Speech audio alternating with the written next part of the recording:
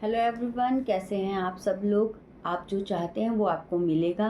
जो आपकी किताब है सीक्रेट, उसके हमने कई चरण पार कर लिए हैं। आज हम जिस चरण की बात कर रहे हैं, जिसमें कल जो हमने डिस्कस किया था, जो हम चाहते हैं उसे पाने के लिए कुछ प्रक्रियाएं हैं, बहुत शक्तिशाली प्रक्रियाएं हैं। पहली प्रक्रिया क्या थी कि हमें जो भी चाहिए उसे लिखकर देखना है। हमें सबसे इम्पॉर्टेंट प्रक्रिया है कि हमारे पास जो भी चीज़ें हैं उसके लिए हमें गॉड का हमेशा थैंक्स करना है। उठते बैठते सोते जागते जो भी अच्छी चीज़ें हैं, जब हम अपने जो हम चाहते हैं वो अगर आप पाना चाहते हैं, उसके लिए पहला कदम आपको लेना है कि आपको हमेशा कृतज्ञ होना है, थैंक्स होना है। जो भी चीज़ें हैं आपके पास, आपको एक लिस्ट बनानी है जिसमें आपको लिखना है कि आपके पास ऐसी क्या क्या चीज़ें हैं जिसके लिए आपको धन्यवाद करना है। सबसे पहला चरण धन्यवाद करना। शायद ये चीज़ मुझे आपको सबको बचपन में सिखाई जाती कि हर अच्छी चीज़ के लिए हमें धन्यवाद करना है, पर रोज़ की दिनचर्या में हमारे जो बीते हुए समय के अनुभव, हमारे आसपास के लोग, कहीं ना कहीं ये चीज़ें हमसे छूट जाती हैं। तो आज जब हमारी ज़िंदगी ऐसी है कि हम उसको कुछ बदलना चाहते हैं, या आपने कोई ऐसा लक्ष्य सोचा है जो पूरा नहीं हो पा रहा है, तो एक बार कहीं ना कहीं हर कोई अपने जीवन को बदलना चाहता है। अगर वह अपने जीवन से संतुष्ट नहीं है तो इसके लिए बहुत से रास्ते हैं।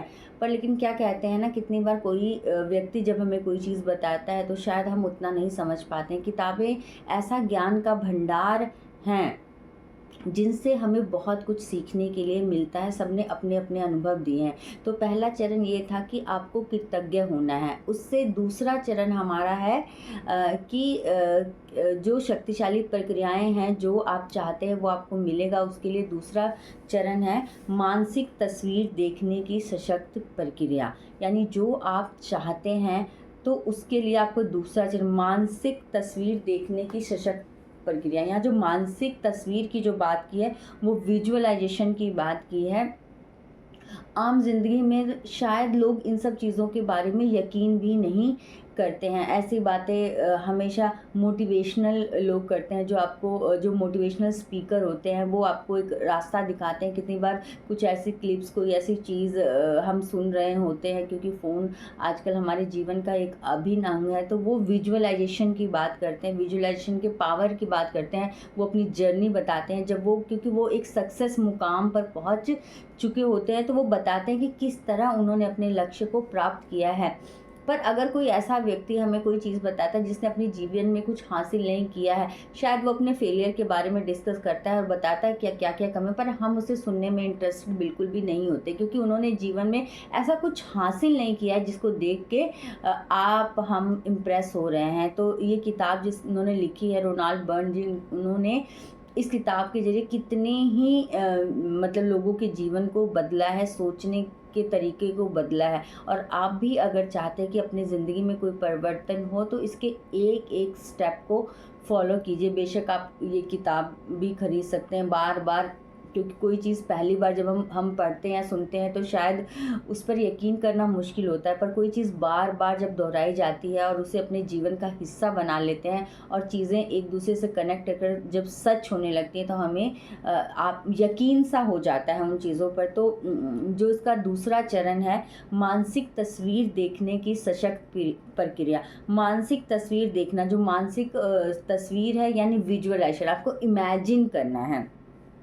इमेजिनेशन, विजुअलाइजेशन, मानसिक तस्वीर देखना एक ऐसी प्रक्रिया है जो सभी महान उपदेशक और अवतार सदियों से सिखाते आ रहे हैं। वर्तमान युग के सभी महान उपदेशक भी यही करते हैं। 1912 में चार्ल्स हानेर ने द मास्टर की सिस्टम बुक पुस्तक लिखी थी। इसमें उन्होंने मानसिक तस्वीर देखने के लिए निपुण बनाने के लिए 24 साप्ताहिक अभ्यास बताए। इससे भी ज़्यादा महत्वपूर्ण बात यह है कि यह पुस्तक विचारों का स्वामी बनने में भी मदद करेगी। मानसिक तस्वीर की प्रक्रिया की प्रबल शक्ति का कारण यह है कि जब आपके दिमाग में मनचाही चीज़ के साथ आपकी तस्वीर उत्पन्न होती है तो आपके मन में ऐसे विचार और भाव जागृत होते हैं जैसे वे चीज़ें इसी समय आपके पास हों। मानसिक तस्वीर देखना मूलतः प्रबल घनीभूत विचार है और इससे वास्तविक तस्वीर जितनी ही सशक्त भावनाएं उत्पन्न होती हैं। प्रबल मानसिक तस्वीर देखते समय आप उस शक्ति फ्रीक्वेंसी को ब्रह्मांड में भेज रहे हैं। आकर्षण का नियम इस शक्तिशाली संकेत को पकड़ लेता है और उन तस्वीरों में दिखने वाली चीज़ों को उसी रूप में आप तक पहुंचा देगा जिस रूप में आपने उन्हें अपने दिमाग में देखा है। यानी जो चीज़ आप चाहते हैं उसको उसी तस्वीर में आपको देखना है। आपने अगर कभी मोटिवेशनल स्पीकर की बात सुनी हो तो वो हमेशा बात करते हैं कि आप जो चाहते हैं उसे महसूस कीजिए। जैसे अगर आप एक एग्जांपल हमने लास्ट वीडियो में लिया था कि आप एक गाड़ी बुक कराते हैं, आपको पता है कि 1 महीने बाद गाड़ी मिल जाएगी, तो आप बार बार उसको शॉपकीपर को कांटेक्ट नहीं करते कि गाड़ी कब आ रही पर लेकिन हाँ, जब हमने गाड़ी बुक कर दी है तो हम एक घर में बातचीत करते हैं अपने बच्चों से, परिवार से, गाड़ी आ जाएगी तो उसमें हम यहाँ सैर करने जाएंगे, मंदिर जाएंगे, रात को जाएंगे, जब मन करेगा तब कहीं भी जा सकते हैं अपने परिवार के साथ। तो वो फीलिंग जो उस समय बात करते समय आती है तो वो बिल्कुल रियल असली फीलिंग होती है। इसी तरह ये बात मतलब कार बुक करने की बात की तो शायद आप इस बात से बहुत अच्छे से सहमत हो, पर अगर कोई ऐसी बात है जो मतलब आपको पॉसिबल नहीं लग रही है पर आपने एक उसको पाने का मतलब एक नाटक करना है, या नाटक या कह लो कि आपने उसको महसूस करना है, वो चीज़ जो आप पाना चाहते हैं, अगर वो चीज़ किस रूप में आपको चाहिए, ये तो बात है ना।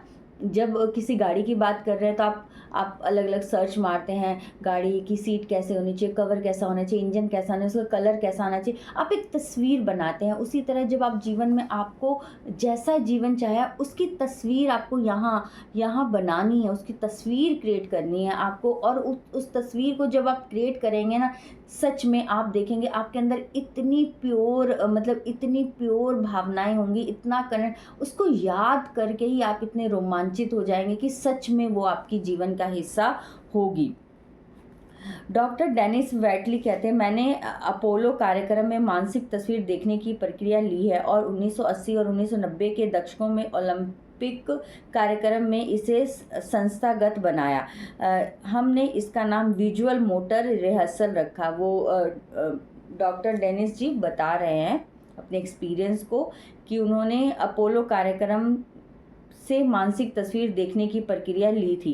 कहीं ना कहीं कभी कभी होता है कि कोई रास्ता अगर हमें समझ नहीं आता है तो हम एक्सपर्ट के पास जाते हैं। वैसे जब कभी कभी ज़िंदगी में बहुत डिप्रेशन आता है, समझ नहीं आता है, तो हम ऐसे आजकल काउंसलर होते हैं, मोटिवेशनल स्पीकर्स होते हैं, उनको उनके पास जाते हैं। या किसी ऐसे, आपने देखा होगा जो लोग बहुत कामयाब होते हैं वो हमेशा कामयाबी की बातें करते हैं, उन्होंने जिस तरह से जो पाया होता है उसकी बात करते हैं, विजुअलाइजेशन की बात करते हैं। वो बताते हैं कि किस तरह से उन्होंने अपना लक्ष्य निर्धारित किया, उसके लिए मेहनत की, कैसे कड़ियाँ जुड़ती गई। तो एक सफल आदमी ही बता सकता है कि सफलता का रास्ता कैसे तय करना है। जब आप मानसिक तस्वीर देखते हैं तो आप उस चीज़ को साकार कर लेते हैं। कहने का मतलब है कि जब आपने कोई ऐसी पिक्चर देखी जो आप अपनी ज़िंदगी में चाहते हो, उसका मतलब वो सच में आपने उस तस्वीर को अपने मन के अंदर उतार लिया है। यहाँ मस्तिष्क के बारे में एक रोचक बात बताई जा रही है। हमने ओलंपिक एथलीट से कहा कि वे सिर्फ अपने मन में दौड़ने की कल्पना करें। हमने उसे शरीर पर एक आधुनिक बायोफीड मशीन फिट कर दी है। तो अब इमेजिनेशन का क्या असर होता है इसे वो बताते हैं, साइंटिफिक तरीके से प्रूव करने की बात करते हैं। तो उन्होंने क्या किया है कि एक एथलीट था, उसे बोला कि सिर्फ आपको कल्पना करनी है, दौड़ने की कल्पना करनी है और उसके शरीर पे एक आधुनिक मतलब मशीन लगा दी उसकी मेजरमेंट के लिए, बायो फीडबैक मशीन उसको कहते हैं। वास्तविक रेस में दौड़ते समय वे जिन मांसपेशियों का इस्तेमाल करते थे, मानसिक तस्वीर देखते समय भी वही मांसपेशियां उसी क्रम में इस्तेमाल हुई जो अविश्वसनीय लग रहा था। तो उन्होंने देखा कि एक इंसान सिर्फ बैठा है और वो इमेजिन कर रहा है कि वो मतलब कि एथलीट ग्राउंड में दौड़ रहा है। तो उन्होंने वो जो मशीन में चेक किया, जो रियल लोगों में जो चेंजेस आते हैं दौड़ते समय, वही चेंजेस उस इंसान को बैठे बैठे आ रहे हैं, सिर्फ उसने सोचा है कि वो दौड़ रहा है। तो ये बहुत ही अनबिलीवेबल चीज़ है, बट ये रियल है। ये किताब, जिस किताब की बात करें, इसमें रियल चीज़ें बताई हैं, कैसे रियल लोगों ने इस थ्योरी को अपनाया है और अपना के अपनी चीज़ों को साकार किया है। बात सिर्फ वही आती है, जो सफलता की सीढ़ी जिन्होंने चढ़ी है वही आपको सफलता का रास्ता बताएंगे। जो अविश्वसनीय लग रहा था, ऐसा कैसे हो सकता है? क्योंकि मस्तिष्क इस बात में फ़र्क नहीं कर सकता था कि कोई काम सचमुच कर रहे हैं या सिर्फ उसका मानसिक अभ्यास कर रहे हैं। अगर कोई चीज़ आपके मस्तिष्क में है तो वह आपके शरीर में भी होगी। आविष्कारों और उनके आविष्कारों के बारे में सोचें। राइट बंधु और हवाई जहाज, जॉर्ज ईस्टमैन और फिल्म, थॉमस एडिसन और बिजली का बल्ब, अलेक्जेंडर ग्राहम बेल और टेलीफोन। हर चीज़ के आविष्कार या रचना का इकलौता तरीका यह है कि एक व्यक्ति ने अपने दिमाग में उसकी तस्वीर देखी, उसे स्पष्ट तस्वीर देखी, बिल्कुल साफ तस्वीर देखी। जब वह तस्वीर उसके मस्तिष्क में बैठ गई तो ब्रह्मांड की सारी शक्तियाँ उस चीज़ को उसके माध्यम से दुनिया में ले आई। ये लोग रहस्य जानते थे। अदृश्य में इन लोगों की पूर्ण आस्था थी। वे ब्रह्मांड की लिवरेज करने और आविष्कार को मूर्त के रूप में साकार करने अपनी आंतरिक शक्ति को जानते थे। उनकी आस्था और कल्पना के कारण मानव जाति का विकास हुआ। हम हर दिन उसके रचनात्मक मस्तिष्क के आविष्कारों का लाभ उठाते हैं। सही बात है, जो लोग सक्सेस हुए, जिन्होंने जीवन में कोई ऐसी खोज की है जो अनबिलीवेबल है, कोई सोच नहीं सकता था कि टेलीफोन जैसी कोई चीज़ होगी, कंप्यूटर जैसी कोई टेक्निक होगी, आज एक चैट जीपीटी जैसी कोई टेक्निक होगी कोई। तो इसका सबसे बड़ा रीज़न है कि उन्होंने एक पहले तस्वीर बनाई, क्या चीज़ उनको चाहिए। जब उन्होंने वो तस्वीर बनाई तो ब्रह्मांड ने अपने आप सारे रिसोर्सेज उसके पास लाके रख दिए। तो बात सिर्फ वही है, जो लोग सफल हैं वही जानते हैं। उन्होंने इस चीज़ पे बिलीव किया, ब्रह्मांड की शक्ति पे बिलीव किया, अदृश्य ताकत पे। कहीं ना कहीं देखिए, अगर गॉड को अगर देखें तो गॉड हमें दिख नहीं रहे हैं, पर हमारा उन पे बिलीव है। जब आप मंदिर जाते हैं, उनके आगे हाथ जोड़ते हैं, उनसे कोई प्रार्थना करते हैं, तो आपका बिलीव है उन पे, अदृश्य ताकत पे बिलीव है कि वो है। उसी तरह ब्रह्मांड में भी बहुत सारी शक्ति, आकर्षण का जो नियम है ना, वो ब्रह्मांड पे, आप उसको जो फ्रीक्वेंसी दोगे वो आपको वही लौटाएगा बार बार। हो सकता है आप यह सोचे, मेरे पास इन महान आविष्कारों जैसा दिमाग नहीं है। हो सकता है आप यह सोचे, वे इन चीज़ों की कल्पना कर सकते थे लेकिन मैं नहीं कर सकता। कोई भी चीज़ सच्चाई से इससे ज़्यादा दूर नहीं हो सकती। जब आप रहस्य के ज्ञान की इस महान खोज में आगे बढ़ेंगे तो आपको पता चलेगा कि आपके पास ना सिर्फ उनके जैसा मकसद है बल्कि उससे भी बहुत ज़्यादा है। देखिए कितनी बड़ी बात कही, आप लोग आम नहीं हैं, आप भी उनकी तरह विशेष है। बस आपको अपने पे विश्वास करना है और ब्रह्मांड की शक्तियों पर विश्वास करना है कि आप सब कुछ कर सकते हैं। उनसे ज़्यादा दिमाग है, आपके पास ज़्यादा कल्पनाशील शक्ति है, पर आपको वही चीज़ ब्रह्मांड में भेजनी है जो आपको चाहिए। उसका आपको खास ध्यान रखना है। तो आज के लिए इतना ही, बाकी हम इसका पार्ट 2 कल करेंगे। Thank you so much.